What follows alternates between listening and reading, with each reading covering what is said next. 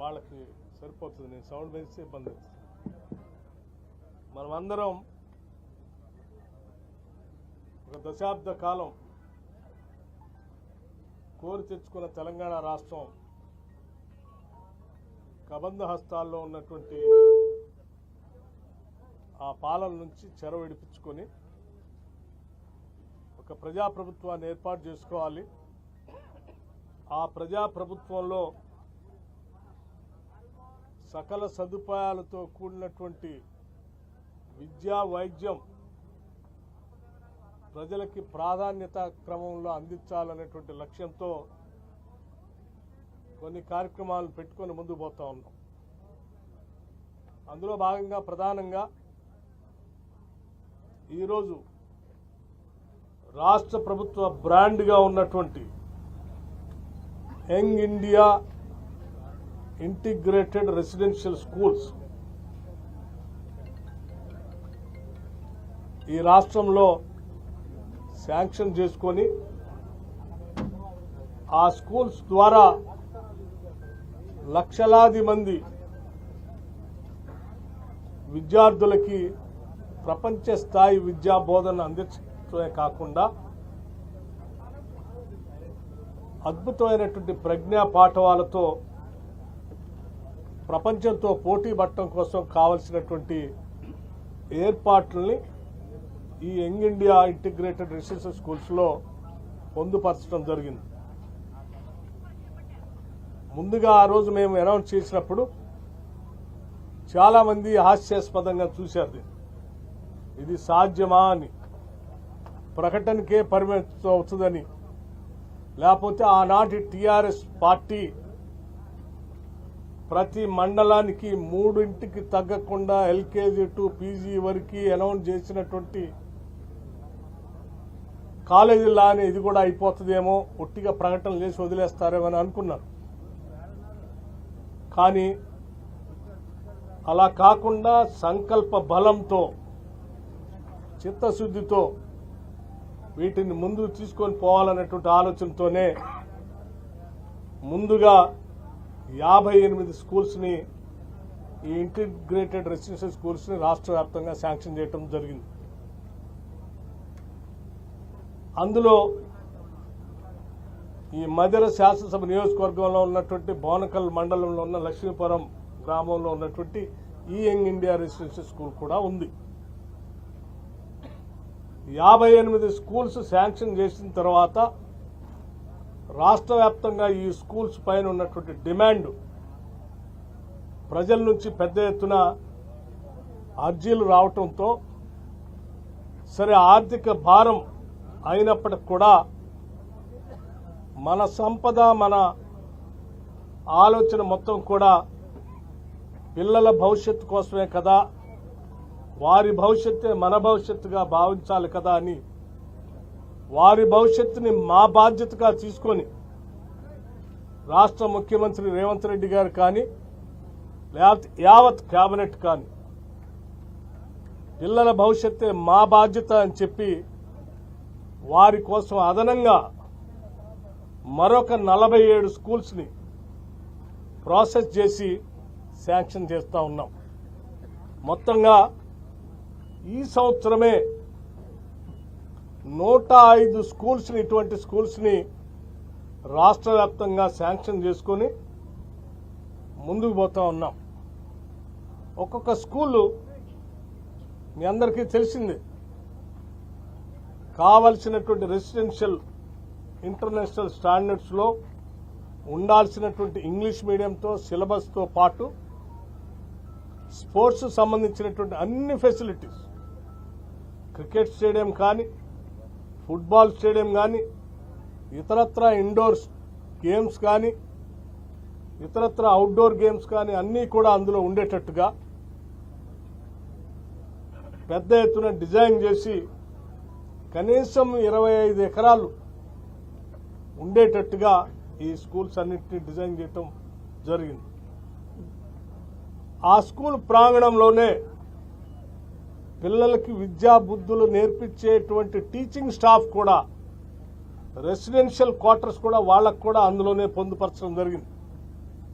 వాళ్ళెవరూ బయట నుంచి రావటం, విద్యార్థులను వదిలేసి వెళ్ళటం కాకుండా పాఠాలు చెప్పేటువంటి ప్రతి టీచర్ కూడా అదే పాఠశాలలో ఉండేటట్టుగా వాళ్ళకు కూడా రెసిడెన్షియల్ క్వార్టర్స్ అందులోనే పొందుపరచడమే కాకుండా ఆ స్కూల్ మెయింటెనెన్స్కి కావాల్సినటువంటి విద్యుత్తును చూసేటువంటి వాళ్ళు కానీ, మంచినీటి వసతిని చూసేటువంటి వాళ్ళు కానీ, ఆ స్కూల్కి సంబంధించినటువంటి సెక్యూరిటీ చూసేటువంటి వాళ్ళకు కూడా అందులోనే రెసిడెన్షియల్ ఏర్పాటు చేసి అక్కడే ఉండి ఆ పాఠశాలకు కావాల్సిన ఏర్పాట్లు నిరంతర పర్యవేక్షణ జరిగేటట్టుగా దాంట్లో ఏర్పాటు చేయడం జరిగింది.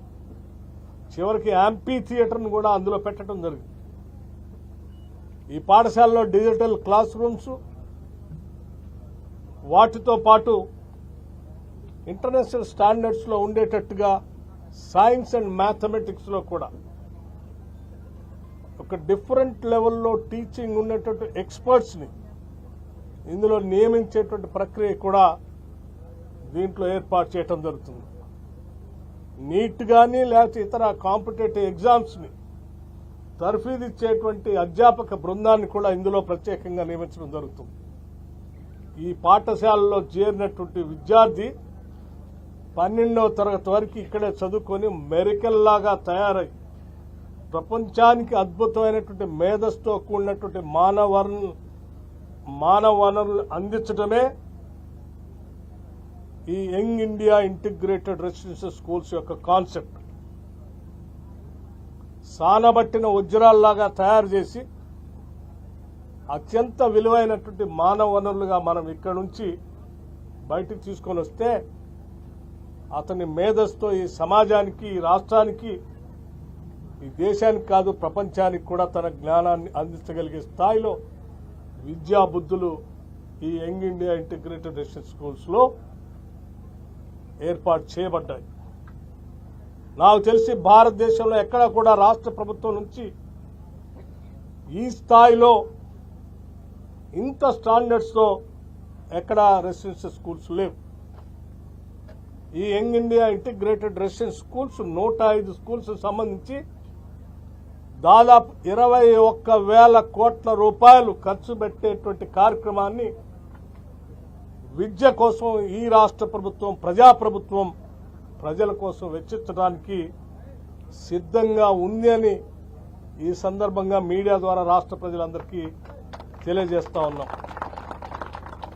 భవిష్యత్తులో ఈ దేశంలో ఉన్న ప్రతి రాష్ట్రం తెలంగాణకు వచ్చి తెలంగాణ మోడల్లో ఈ దేశంలో విద్యాబుద్ధులు నేర్పాలి అని చెప్పేటువంటి స్థాయిలో అందరూ ఇక్కడికి వచ్చి చూసిపోయే విధంగా ఈ పాఠశాలలు ఉంటాయి. నిజంగా ఇటువంటి యంగ్ ఇండియా ఇంటిగ్రేటెడ్ రెసిడెన్షియల్ స్కూల్స్ని తెలంగాణ రాష్ట్ర ప్రజలకి అందించేటువంటి అవకాశం, భాగ్యం ఈ రాష్ట్ర ప్రజలు ఈ ప్రజాప్రభుత్వానికి కలిగిచ్చారు. మీరు కలిగిచ్చినటువంటి మీ దీవెనలతో ఏర్పడినటువంటి ఈ ప్రభుత్వం ప్రతి రూపాయ పోగేసి ప్రజల భవిష్యత్తు కోసమే, వారి జీవన స్థితిగతులు మెరుగుపరచడం కోసమే ఖర్చు పెట్టే కార్యక్రమంలో భాగంగా ఇటువంటి స్కూల్స్ని డిజైన్ చేసి ఈరోజు మనం మొదలు పెట్టుకుంటున్నాం. ఈరోజు ఇక్కడ భూమి పూజ, ఆనాడు ఇక్కడ శిలాఫలకం వేశాం, ఆ తర్వాత టెండర్ పిలిచాం, పనులు మొదలుపెట్టే కార్యక్రమానికి ఇక్కడ నాంది పలికాం. ఇది రాష్ట్ర వ్యాప్తంగా జరిగేటువంటి ప్రక్రియ. ఇది ప్రతి శాసనసభ నియోజకవర్గంలో మొదటి దశలో కనీసం ఒక్క స్కూలు తగ్గకుండా ఇటువంటి ఏర్పాట్లు చేస్తూ ఉన్నాం.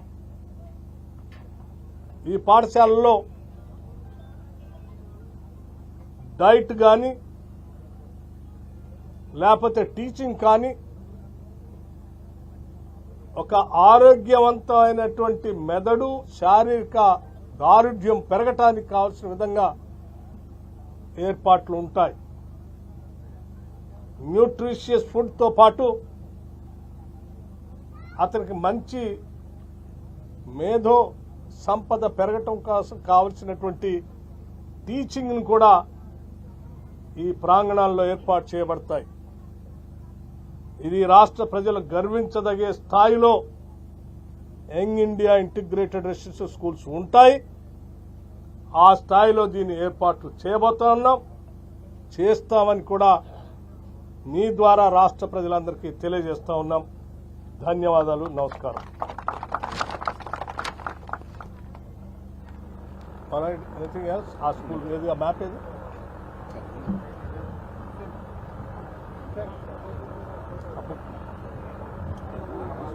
ప్రొఫైల్ బుక్ ఏది?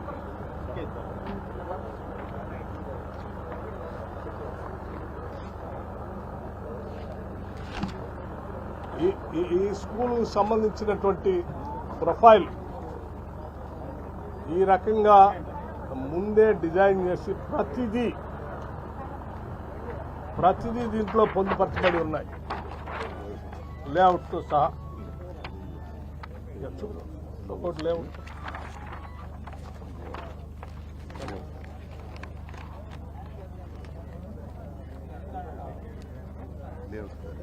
Grounds, quarters, admin block, teaching staff ఉండే అన్ని కూడా ప్రతి స్కూల్కి ఇట్లాగే ఆయా స్థలాన్ని బట్టి, లెవెల్స్ని బట్టి, కాంటూర్స్ని బట్టి, ప్రత్యేకంగా అక్కడ ఉన్నటువంటి వాతావరణ కండిషన్స్ కూడా పట్టి, అంటే హ్యూమిడిటీ లెవెల్స్, సన్ ప్యాత్ అన్నింటిని కూడా పరిగణలో తీసుకుని ఈ బిల్డింగ్స్ అన్ని డిజైన్ చేయబడ్డాయి.